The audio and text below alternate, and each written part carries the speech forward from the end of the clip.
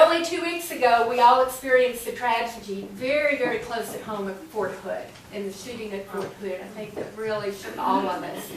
And it had the opportunity for us to talk about the close connection that the Red Cross has to military families. We support military families all over the world, certainly here, even in Dallas, where we have reservists going.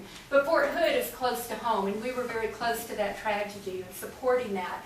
And so it's important that you realize, too, that we're working with our military families and being that communicator between the service person and their family back home and making connections.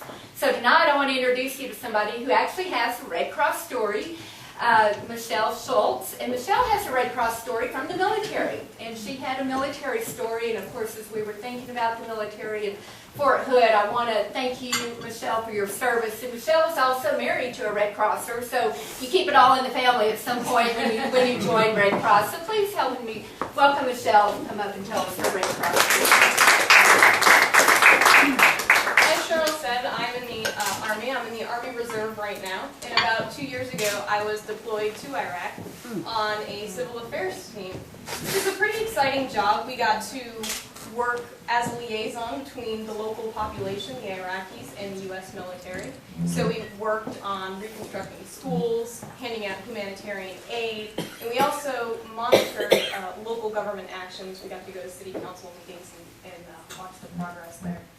And because of this, the nature of this assignment, my team was placed on a fairly remote base, close to the Iraqi population, and a little farther away from the big military area that the U.S. is generally in. And we kind of had to do without some of general creature comforts that we're accustomed to. The main one is communications. There was never a 100% guarantee that that day we would be able to call home or check emails. So it's a little unnerving to go into this situation and not know how your family is going to be doing at any given time. Fortunately, the Red Cross does fill a very vital role in the military as the communicator, and they are the only authorized entity to send critical messages from back home to service members wherever they may be. So this kind of sets our minds at ease while we're over there, knowing that the Red Cross is going to give us the messages that we need. And I received my message about halfway through my tour from my family, letting me know that somebody I cared about and loved very much back home had passed away. And it's a very, very stressful and hard situation to be in. So you have to understand, while we're in Iraq as a service member, we're taking on the role as a protector. We justify our being there by saying we are keeping our family and our friends and our neighbors back home safe. But reality hits, and some things can go wrong, and it's out of any one person's control. But fortunately for me, the Red Cross was there to give me the support I needed. They gave me clear information that I wouldn't have probably gotten in a timely fashion otherwise. And they also worked with my chain of command so I could go home for a couple days to be with my family and cope with what had happened. And it was a great, great blessing because I was able to be with my family and then go back to Iraq, rejuvenated and able to carry on the mission that I was sent to do, which is absolutely essential.